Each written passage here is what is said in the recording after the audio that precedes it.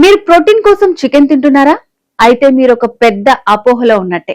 Chicken కంటే 10 times better option మీ కళ్ళ ముందే ఉంది. కానీ మీరు దాన్ని ఇగ్నోర్ చేస్తున్నారు. అవే రొయ్యలు. చాలా మంది రొయ్యలు అనగానే అది చాలా ఖరీదైన ఫుడ్ అని అనుకుంటారు. కానీ అసలైన నిజం తెలిస్తే మీరు ఇప్పుడే మీ డైట్ ప్లాన్ మార్చేస్తారు.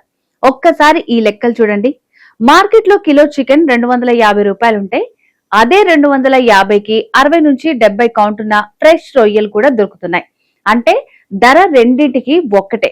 ఇక పోషకాల విషయానికి వస్తే చికెన్ లో 27 గ్రాముల ప్రోటీన్, రొయ్యల్లో 24 గ్రాముల ప్రోటీన్ ఉంటుంది. కానీ అసలైన ట్విస్ట్ ఇక్కడే ఉంది.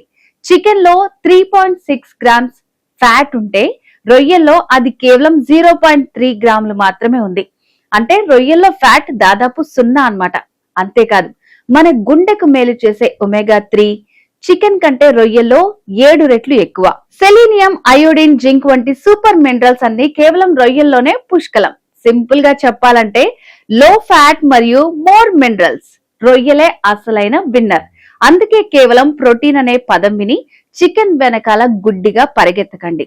అదే ధరకి అంతకంటే ఎక్కువ ఆరోగ్యం ఇచ్చే మన లోకల్ రొయ్యలకు మీ ప్లేట్ లో చోటివ్వండి.